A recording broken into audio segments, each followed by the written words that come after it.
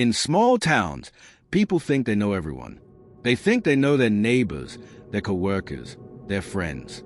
But sometimes, the truth is darker than anyone could imagine. Maplewood, Ohio.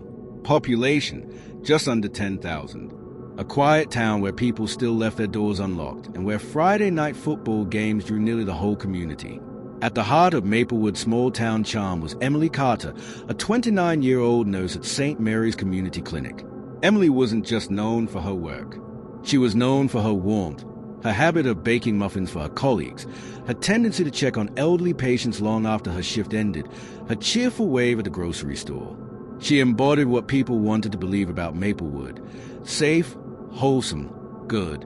So when Emily didn't show up for work on the morning of October 13th, 2018, alarm bells rang instantly. Her sister Rachel called her phone. No answer. She drove to Emily's home, a modest bungalow near the edge of town. Inside, Rachel found Emily's car still in the driveway, her purse and keys on the kitchen counter, and her cell phone plugged into the charger by her bed. It was as though Emily had vanished into thin air. By that evening, local police launched a search. Volunteers combed the wooded trails where Emily often jogged, while others checked the nearby creek and abandoned barns. The working theory was grim, perhaps a random act of violence.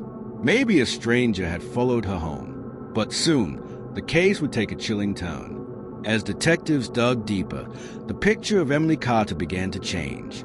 She wasn't the perfect small-town nurse everyone thought they knew. Investigators discovered she had recently ended a years-long relationship with Dr. Daniel Whitmore, Maplewood's respected surgeon. Friend described it as a quiet breakup. No dramatic fights, no public fallouts. But there were whispers that Emily had wanted more, while Daniel preferred to keep things discreet.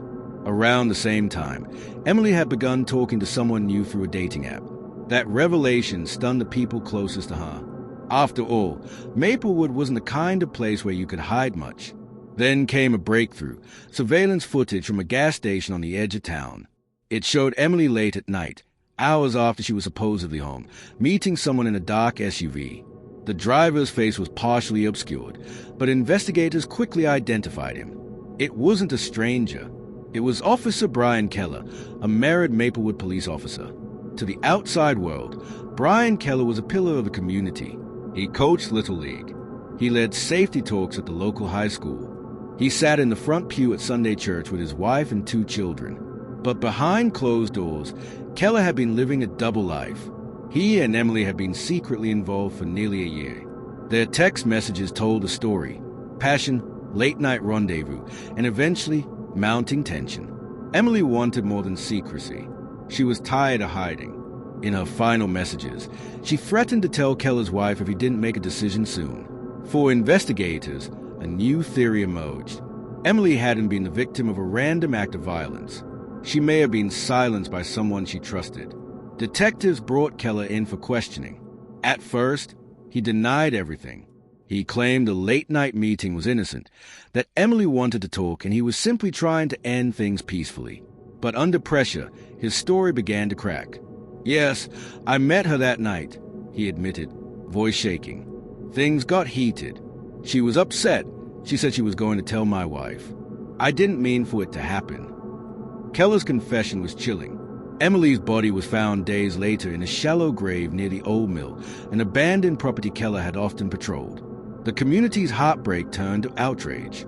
The man sworn to protect them had betrayed them in the most unthinkable way. For Maplewood, the case left scars that would never fully heal.